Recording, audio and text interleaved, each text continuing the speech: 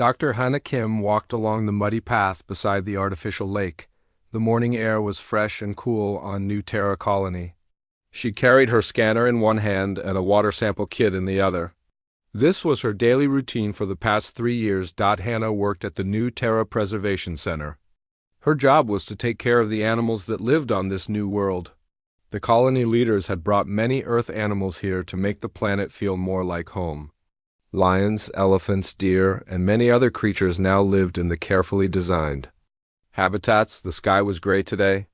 Dark clouds moved fast across the horizon.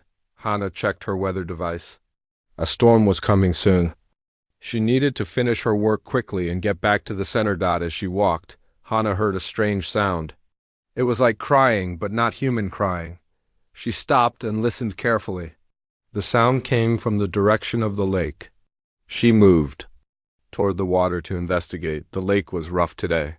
Waves crashed against the shore because of the strong wind. Hannah had never seen the water this violent before.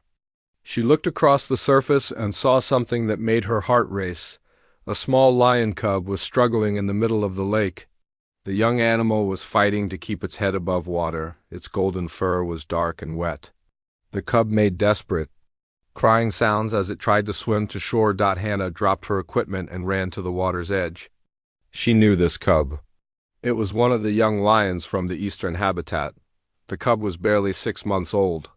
It must have fallen into the water during the storm. The waves were getting bigger. The cub was getting tired. Hannah could see that it would not survive much longer. She looked around for help, but she was alone. The nearest colony building was 20 minutes away. Hannah remembered the safety rules. Workers were not supposed to enter the water during storms. They were definitely not supposed to get close to dangerous animals like lions. Even young lions could be deadly. Director June Park had made these rules very clear to all workers, but Hannah could not watch the cub die. She took off her heavy boots and jacket. The water was cold when she stepped in. The current was much stronger than she expected. The lake bottom dropped away quickly, and soon she was swimming. The waves pushed against her as she moved toward the cub. The water was dark and full of dirt from the storm. She could barely see where she was going. The cub's cries were getting weaker. Hannah was a good swimmer, but the storm made everything difficult. Each wave pushed her back toward shore. She had to fight against the current with all her strength. Her arms began to hurt, but she kept swimming. When she finally reached the cub, it was barely moving. The young lion was exhausted and scared. Hannah carefully put her arms around the small animal. The cub did not fight her. It seemed to understand that she was trying to help. Swimming back to shore was much harder. The cub was heavy and wet. Hannah had to use one arm to hold the animal while swimming with the other. The waves seemed even bigger now. Several times, both Hannah and the cub went under the water. Hannah's lungs burned as she fought to breathe. Her muscles screamed with pain. The shore looked so far away. She began to wonder if she had made a terrible mistake. Maybe they would both die in this cold water. The cub made a soft sound and looked into Hannah's eyes. In that moment, she knew she had to save this young life. She found new strength and swam harder toward the shore. A big wave hit them and pushed them under. Hannah held the cub tight and kicked toward the surface. When they came up, she could taste blood in her mouth. The shore was closer now, but her strength was almost gone. Just when Hannah thought she could not swim anymore, her feet touched the muddy bottom. She stood up in the shallow water and carried the cub to dry land. Both of them collapsed on the shore, breathing hard. The cub was alive but very weak. Hannah checked its breathing and heartbeat. Everything seemed normal. She wrapped the young lion in her jacket to keep it warm. The cub looked at her with big golden eyes and made a small purring sound. Hannah sat beside the cub and caught her breath. Her whole body shook from the cold and exhaustion. She had cuts on her arms and legs from the rough water, but she felt happy. The cub was safe. 10 minutes later, a colony vehicle arrived. Director June Park jumped out with 2 other workers. They had come looking for Hannah when the storm warning was announced. "Hannah, what happened here?" Director Park asked. He looked angry and worried at the same time. "I found the cub drowning in the lake," Hannah said. I had to save it. Director Park looked at the wet cub in Hannah's arms. Then he looked at Hannah's injuries. You broke safety protocol. You put yourself in danger. This was very foolish. I could not let it die. Hannah said simply. The other workers carefully took the cub from Hannah. They would bring it back to the medical center for treatment. As they loaded the young lion into the vehicle, it kept looking back at Hannah. The cub seemed to remember who had saved its life. On the ride back to the colony, Director Park was quiet. Hannah knew she would face punishment for breaking the rules. But she also knew she had done the right thing. The cub was alive because of her choice. That night, Hannah lay in her bed thinking about the rescue. She did not know that far above the planet, alien eyes had watched everything. She did not know that her simple act of kindness would change the fate of all humanity. The rescued cub slept peacefully in the medical center. Tomorrow it would be returned to its habitat. But something had changed. A bond had been formed between human and animal that would soon become legendary across the galaxy. High above New Terra Colony, a sleek alien ship floated silently in space. The ship was black like the darkness around it. No human technology could detect its presence. Inside the ship, Prince Tay of the Leonid Empire watched the events on the planet below. Prince Tay had the body of a powerful warrior and the head of a great lion. His golden mane flowed around his shoulders. His yellow eyes were sharp and intelligent. He wore the dark blue uniform of the Leonid Royal Guard. Replay. The recording, Prince Tay commanded his aide. The holographic display showed Hannah Kim jumping into the stormy lake. Prince Tay watched as the small human female fought against the waves to save the drowning cub. His lion-like face showed confusion and disbelief. She risks her life for a weak cub that is not even her own species, Prince Tay said slowly. This makes no sense. Captain Sue, his military advisor, stood beside him. She was also a Leonid with a magnificent silver mane. The humans are even weaker than we thought, my prince. This proves they do not understand survival. Prince Tay said nothing. He had been watching the human colony for many months. The Leonid Empire had been studying human expansion across the galaxy. They wanted to know if these strange creatures were a threat to their territory. The Leonids were proud warriors. In their culture, only the strong survived. Weak cubs were left to die so the pride could remain powerful. Helping the weak was considered shameful. It went against everything they believed. Send this recording to the Imperial Council immediately, Prince Tay ordered. The Emperor must see this. 3 days later, on the Leonid homeworld of Keth Prime, Emperor Wu sat on his golden throne. The massive, lion-like ruler was twice the size of a normal Leonid. His black mane was marked with silver streaks that showed his age and wisdom. The great throne room was filled with the most important Leonids in the empire. War Chief Minho stood at the Emperor's right side. General Quan commanded the space fleets. Minister Bach controlled trade and resources. All of them had golden manes that showed their high rank. Show them the recording, Emperor Wu commanded. The holographic display filled the center of the throne room. The assembled Leonids watched in shocked silence as Hannah Kim saved the drowning cub. Some of them made sounds of disgust. Others looked confused. This is how humans behave, Emperor Wu said when the recording ended. They save the weak instead of letting them die. War Chief Minho stepped forward. He was known for his fierce temper and love of battle. These humans are not warriors, my emperor. They are soft and weak. We should take their colony now while they cannot defend themselves. The human female nearly died to save one small animal, General Quan added. They care more about individual lives than the strength of their group. This is foolish. Minister Bach nodded his agreement. Our spies report that the humans spend much time and resources caring for sick and injured animals. They even have special places called hospitals where they heal the weak.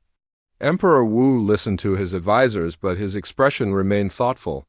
He had ruled the Leonid Empire for 40 years.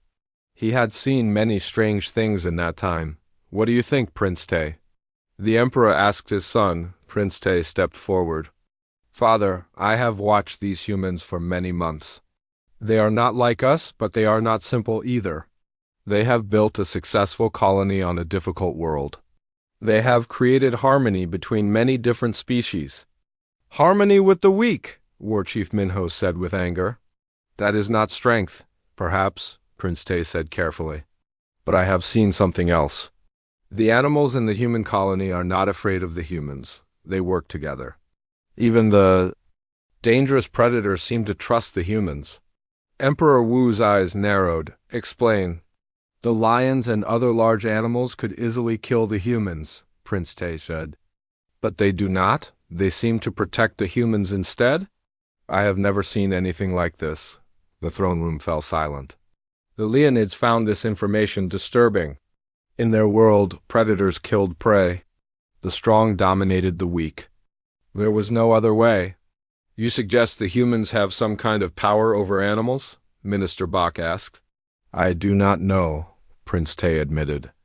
But the female who saved the cub has returned to work every day. The young lion she rescued has grown larger and stronger. It follows her around the colony like a faithful guard. War Chief Minho laughed harshly. One lion does not make the humans. Dangerous. We have entire fleets of warships. We have warriors who have conquered a dozen worlds. Yes, Prince Tay agreed. But what if there is something about the humans we do not understand? What if their weakness is actually a different kind of strength? Emperor Wu stood up from his throne. The room became completely silent. When the emperor spoke, his voice was deep and commanding. I will not attack an enemy I do not understand, he said. Prince Tay, you will take a small diplomatic ship too. The human colony, you will meet with their leaders. You will learn more about these creatures who save the weak. War Chief Minho looked unhappy. My emperor, diplomacy is for the weak. We should show our strength. And we will, Emperor Wu promised. But first, we will test them. If the humans are truly weak, we will take their colony. If they have hidden strength, we will learn about it. Prince Tay bowed to his father. I will leave immediately. Take Captain Su with you, the emperor commanded. And remember, you represent the might of the Leonid Empire. Do not let these humans think we are weak like them. As the council meeting ended, Prince Tay prepared for his journey. He thought about the human female who had risked her life for a small cub. Soon he would meet these strange creatures face to face. He would learn if their compassion was weakness or something else entirely. The fate of two species now hung in the balance. Hannah Kim walked through the colony's main square carrying her daily reports. 2 weeks had passed since she saved the lion cub. The young lion, now called Simba by the colonists, followed her everywhere. The cub had grown bigger and stronger, but it still stayed close to Hannah. The colony children loved Simba. They would pet his golden fur and play with him in the gardens. Hannah smiled as she watched the cub play gently with a small girl named Yuna. The lion was careful not to use his claws or teeth. Hannah, come to the command center immediately, her communicator crackled. It was Colony Administrator Dai Shin, and he sounded worried. Hannah ran through the streets with Simba trotting beside her. The command center was buzzing with activity. Scientists and military officers crowded around the main display screen. Director June Park stood near the back, looking nervous. Hannah, you need to see this, Administrator Dai Shin said. He was a tall man with gray hair and kind eyes. He had led the colony for 10 years and was respected by everyone. On the screen, a strange ship floated in the sky above the colony. It was sleek and black, unlike any human vessel. The ship was beautiful, but also frightening. It seemed to pulse with alien energy. They appeared an hour ago, Dr. Hyan Lee explained. She was the colony's chief scientist and Hannah's friend. We've never seen technology like this. The ship seems to be completely invisible to our scanners. Have they tried to communicate? Hannah asked. Yes, Administrator Dai Shin replied. They sent a message 20 minutes ago. They want to meet with our leaders. They specifically asked for the female who saved the drowning animal. Hannah's heart stopped. They know about the cub? They seem to know everything, General Bin Han said grimly. He was the colony's military commander, a serious man who always expected trouble. They've been watching us for months, maybe years. The main screen flickered and a new image appeared. It showed a creature that looked like a cross between a human and a lion. The being had golden fur, sharp teeth, and intelligent yellow eyes. He wore a dark blue uniform with strange symbols. "People of New Terra Colony," the creature said in perfect human language. "I am Prince Tay of the Leonid Empire. I come in peace to speak with your leaders. I wish to meet the female who rescued the young predator from the water." Administrator Dai Shin stepped forward. "I am Dai Shin, leader of this colony. We welcome peaceful contact with your people." Prince Tay's lion-like face showed no emotion. "I will land my ship in 1 hour. Bring the female caretaker to the meeting. Come armed if you wish, but know that we are not afraid of your weapons." The transmission ended, leaving the command center in shocked silence. Hannah felt scared and confused. Why did these aliens want to meet her? What did they want with the colony? "I should go," Hannah said quietly. "They asked for me specifically." "Absolutely not," General Bin-Han said firmly. "We don't know anything about these creatures. They could be dangerous." "They had months to attack us if they wanted to," Dr. Hyan Lee pointed out. "If they wanted to hurt us, they would have done it already." Administrator Dai Shin looked thoughtful. "Hannah, are you willing to meet with them? We won't force you to do anything." Hannah looked down at Simba, who was sitting calmly beside her. The young lion seemed to sense her fear and pressed against her leg. "If it helps protect the colony, I'll do it." 1 hour later, a small group gathered in the colony's main meeting hall. Administrator Dai Shin sat at the head of the table. General Bin-Han stood nearby with 2 guards. Dr. Hyan Lee had her scientific instruments ready. Hannah sat nervously in her chair with Simba lying at her feet. The doors opened and Prince Tay entered with another alien. The second creature was also lion-like, but with silver fur instead of gold. Both aliens were tall and powerful, with muscles that showed their strength. "I am Prince Tay," the golden-furred alien said. "This is Captain Su, my military advisor." "Welcome to New Terra Colony," Administrator Dai Shin said carefully. "Please sit with us." The aliens sat down at the table. Prince Tay's yellow eyes immediately focused on Hannah. "You are the one who saved the cub." "Yes," Hannah said, trying to keep her voice steady. "I couldn't let it drown." "Why?" Prince Tay asked. "The cub was weak. It could not survive on its own. In nature, the weak die, so the strong can thrive." Hannah felt confused by the question, because it was just a baby. "It needed help." Captain Su made a sound of disgust. "Helping the weak makes the entire group weaker. This is basic survival." "We don't see it that way," Dr. Hyan Lee said. "We believe all life has value. Strong and weak can live together and help each other." Prince Tay studied the humans carefully. "On my world, we are warriors. We conquer the weak and take what we need. The strong rule, and the weak serve. This is the natural order." "That sounds like a hard way to live," Hannah said softly. "It makes us powerful," Captain Su said proudly. "The Leonid Empire controls dozens of worlds. We have never been defeated in battle." Administrator Dai Shin leaned forward. "What do you want from our colony?" "We want to understand you," Prince Tay said. "Your behavior confuses us. You save the weak instead of letting them die. You spend resources on the sick and injured. You work together instead of fighting for dominance. And?" General Bin-Han asked suspiciously. "And we want to test you," Prince Tay said simply. "If, you are truly weak, we will take your colony. If you have hidden strength, we will learn about it." The room fell silent. Hannah could feel the tension in the air. Simba sensed danger and stood up, moving protectively in front of Hannah. Prince Tay noticed the lion's movement. His eyes widened with surprise. "The cub protects you?" "Simba is my friend," Hannah said. "I saved him, and now he cares about me." "Impossible." Captain Su said, "Predators do not protect prey. They kill and eat them." "Watch," Hannah said. She stood up and walked toward the door. Simba immediately followed, staying between her and the aliens. Prince Tay stood up as well, his face showing amazement. "The predator serves the human willingly?" "He doesn't serve me," Hannah corrected. We're partners, we help each other. For the first time, Prince Tay looked uncertain. This was something he had never seen before. In his world, relationships were based on dominance and fear, but this human had earned the loyalty of a dangerous predator through kindness. What kind of test do you want? Administrator Dai Shin asked.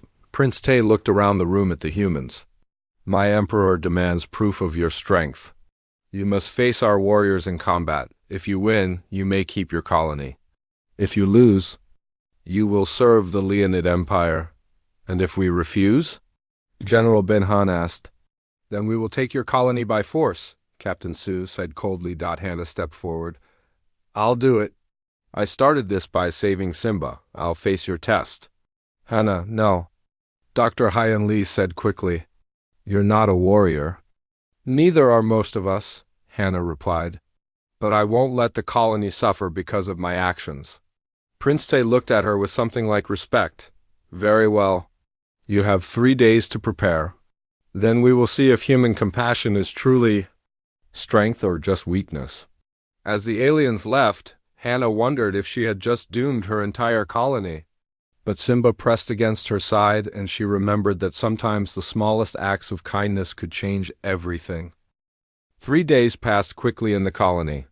Hannah spent her time training with General Bin Han, but she was not a natural fighter.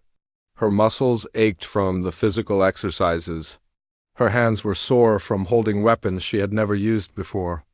You need to be faster, General Bin Han said as they practiced with training swords. The Leonids are strong and quick. You cannot win by being gentle. Hannah tried to swing the sword harder, but it felt wrong in her hands. She was a scientist and caretaker, not a warrior. I don't know if I can do this, she said, breathing heavily. You must, General Bin Han replied. The entire colony depends on you now. Other colonists came to help with her training. Jin Choi, a young engineer, taught her how to move quickly and quietly. Dr. Nari Song showed her how to treat wounds and injuries. Even the children brought her flowers and drawings for good luck, but it was Simba who stayed with her constantly. The young lion had grown even larger in the past few days. His golden mane was starting to show, and his muscles were strong and powerful. He watched every training session with intelligent eyes. The lion seems to understand what's happening. Dr. Hyan Li observed. He knows you're preparing for something dangerous. Hannah petted Simba's head. He's worried about me. I can see it in his eyes. On the morning of the trial, the entire colony gathered in the main square. Prince Tay and Captain Su stood on a raised platform with several other Leonid warriors. The aliens looked confident and ready for battle. The trial will be simple, Prince Tay announced. The human female will face 3 of our warriors in combat. If she defeats all 3, your colony will be left in peace. If she fails, you will serve the Leonid Empire. Administrator Dai Shin stepped forward. This is not a fair fight. Our people are not warriors like yours.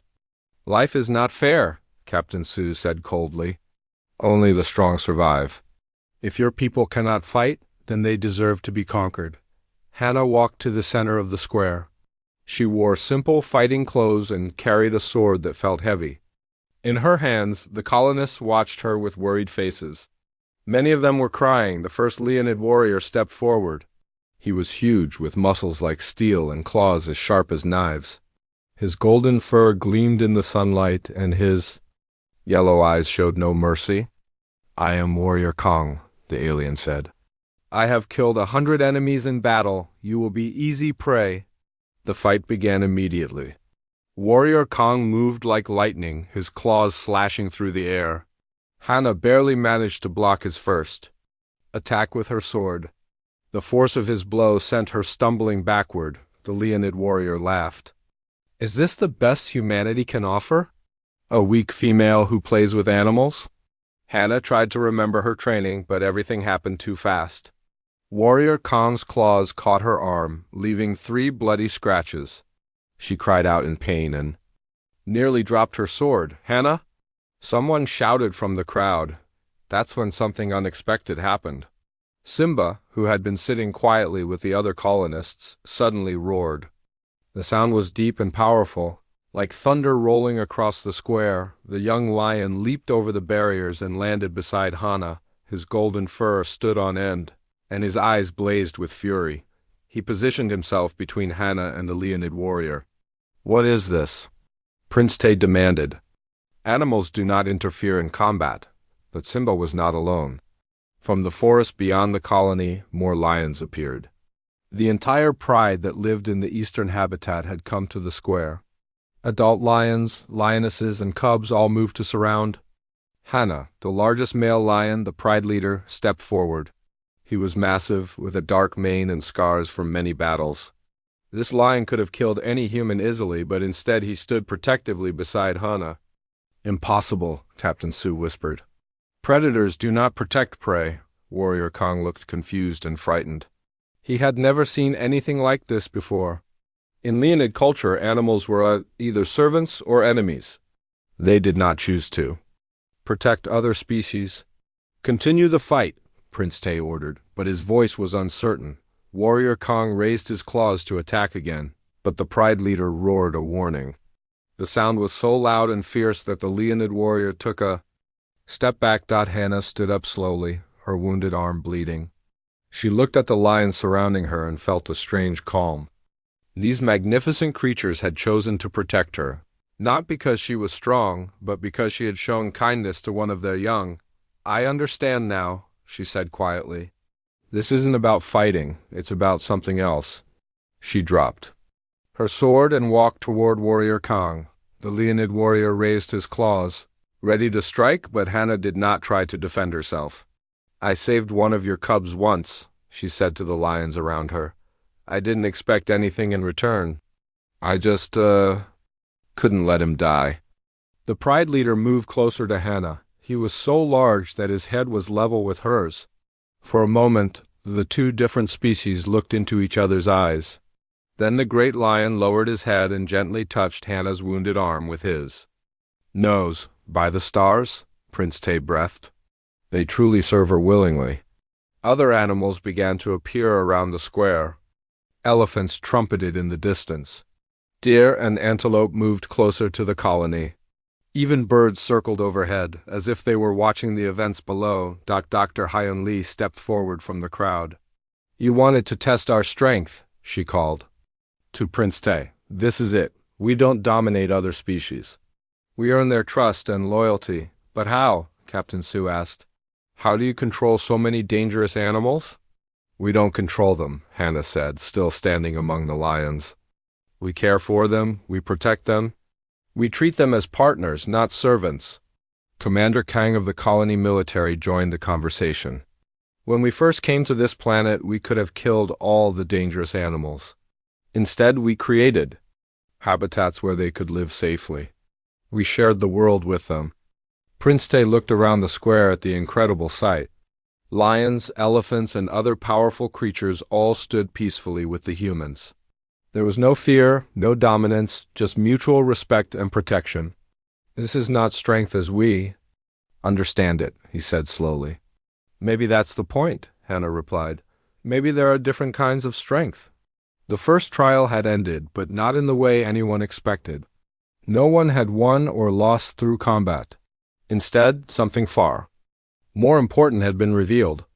The humans had shown that their greatest weapon was not violence, but the ability to inspire loyalty and love in others. Prince Te looked at his warriors, then at the humans and their animal allies.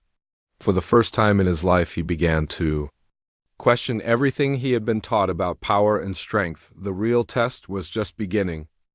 Prince Te stood in the colony's communication center, his golden mane flowing as he spoke to the holographic image of Emperor Wu, the great ruler of the Leonid Empire. Listened with growing amazement as his son described the events in the square. "The animals chose to protect the human female?"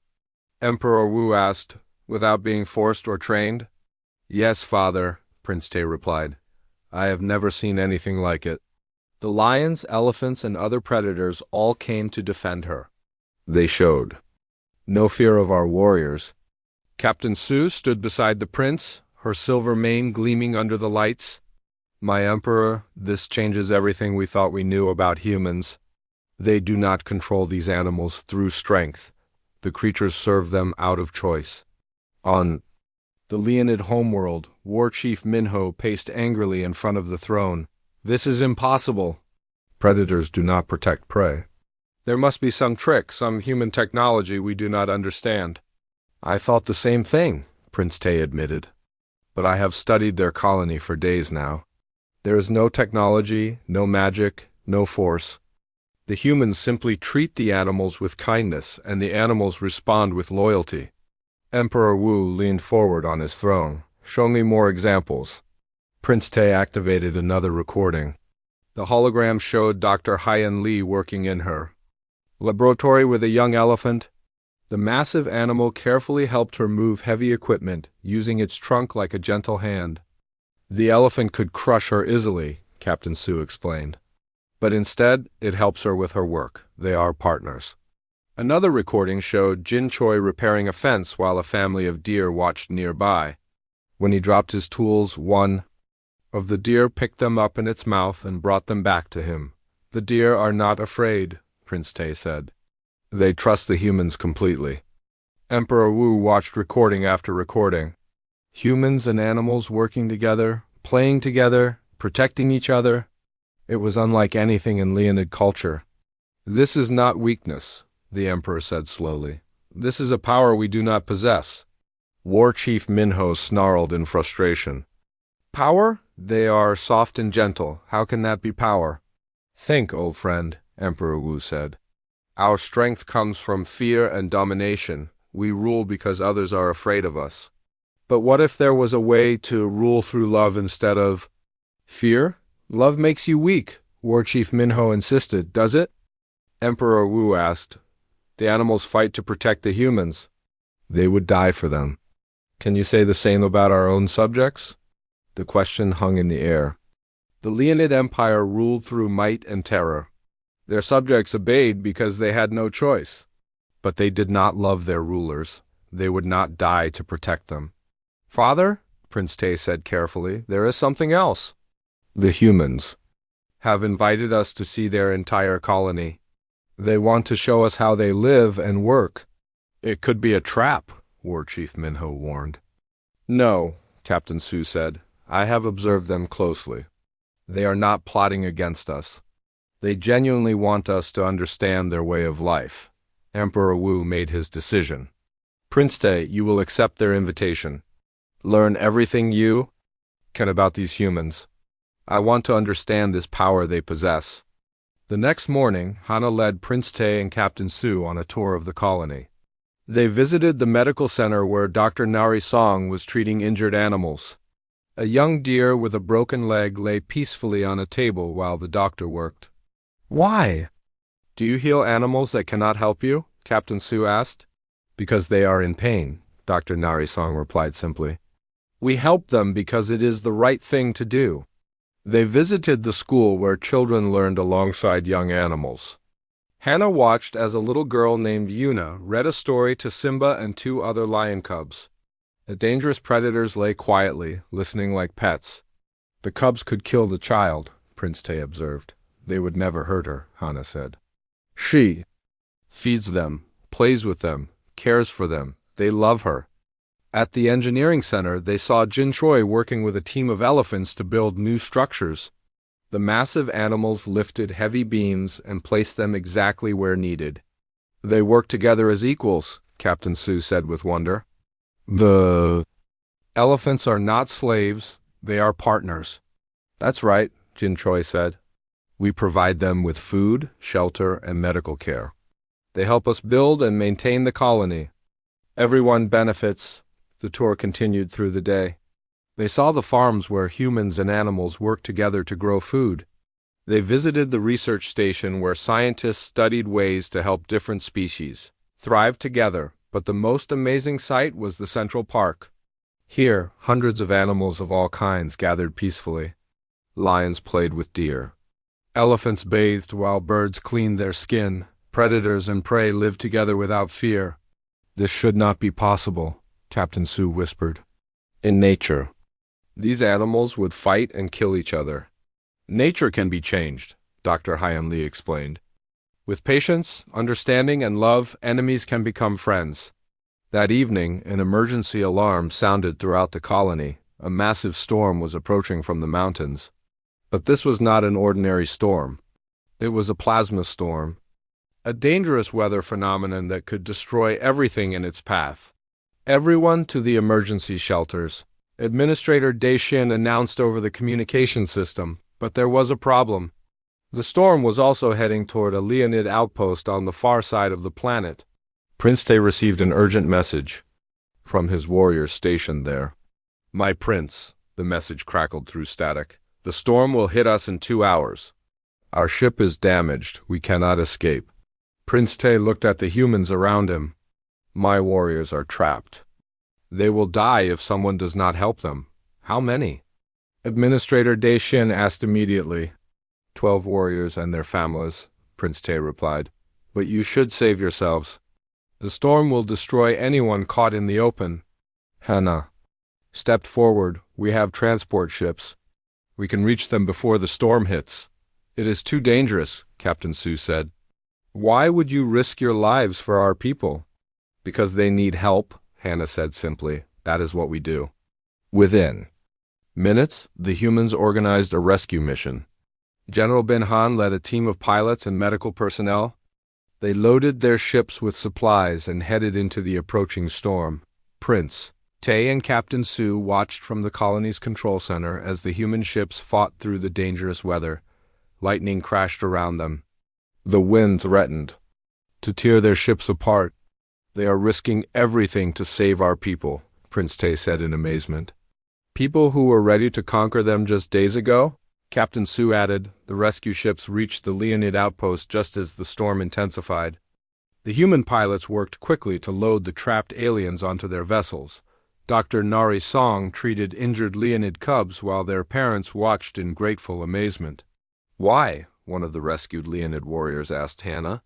"Why do you save?" "US? Because you are in danger," Hannah replied. "We cannot watch others suffer when we can help." The rescue ships made it back to the colony just as the plasma storm reached its peak.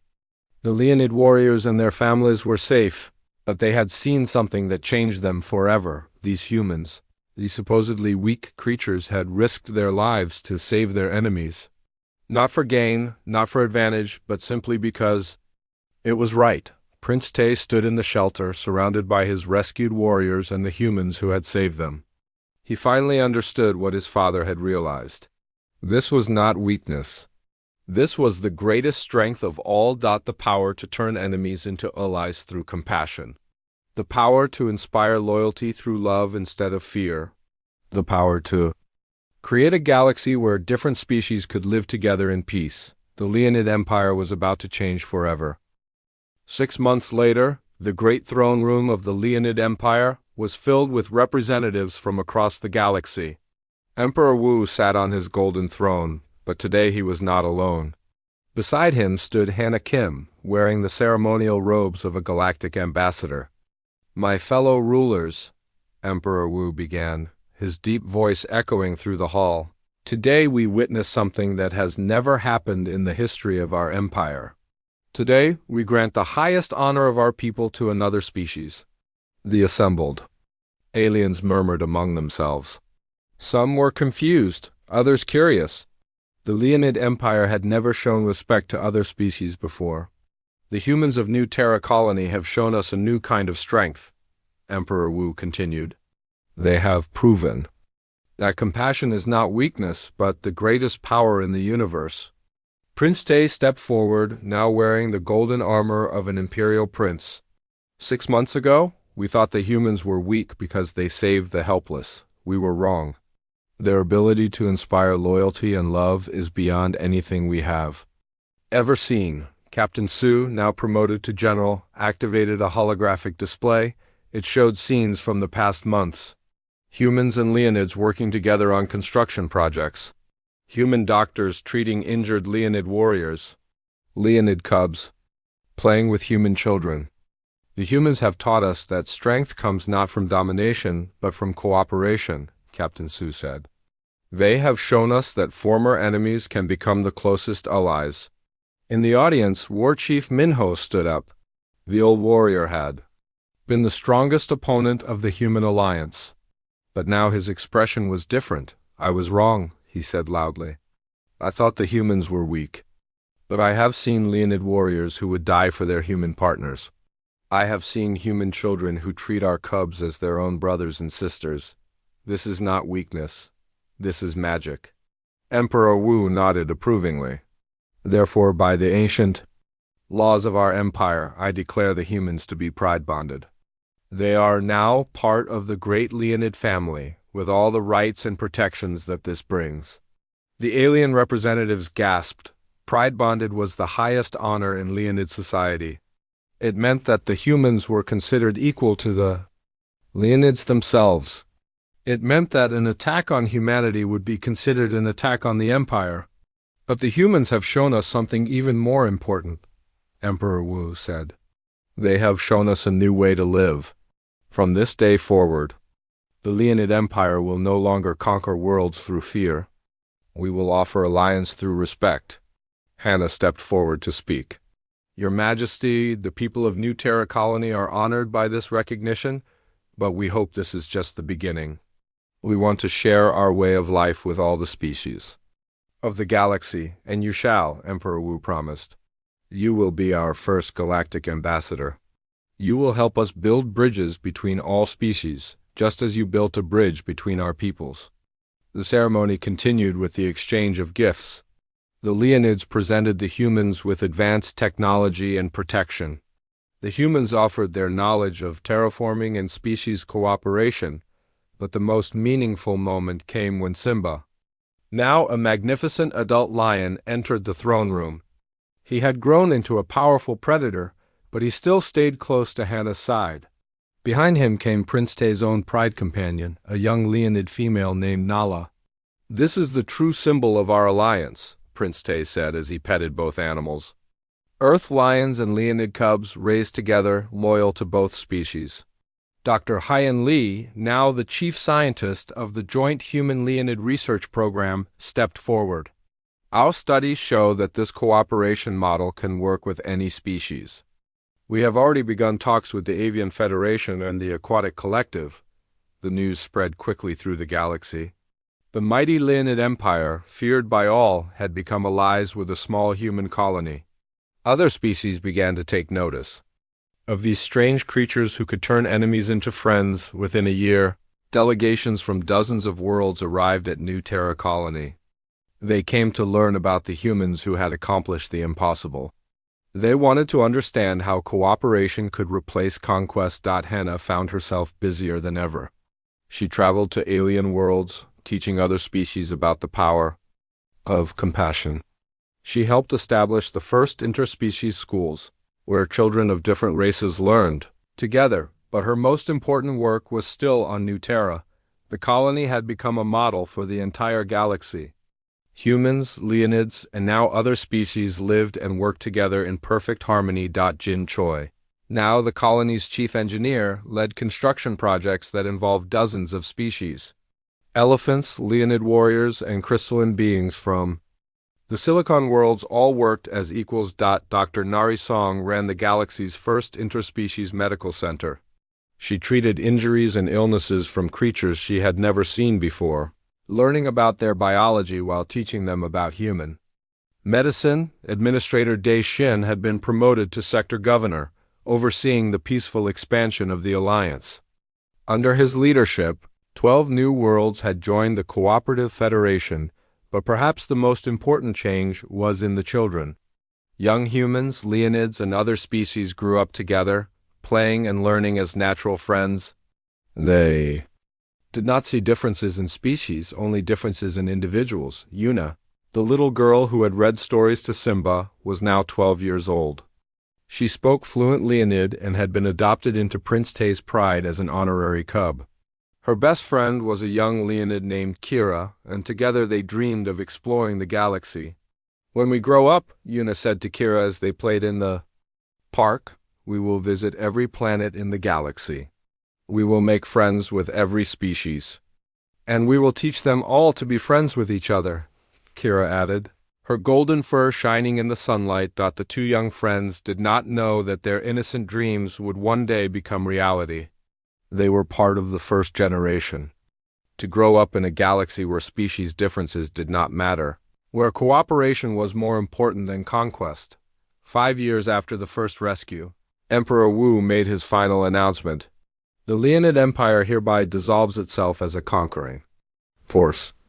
In its place, we establish the Galactic Cooperative, dedicated to peace, understanding, and mutual aid among all species. The transformation was complete.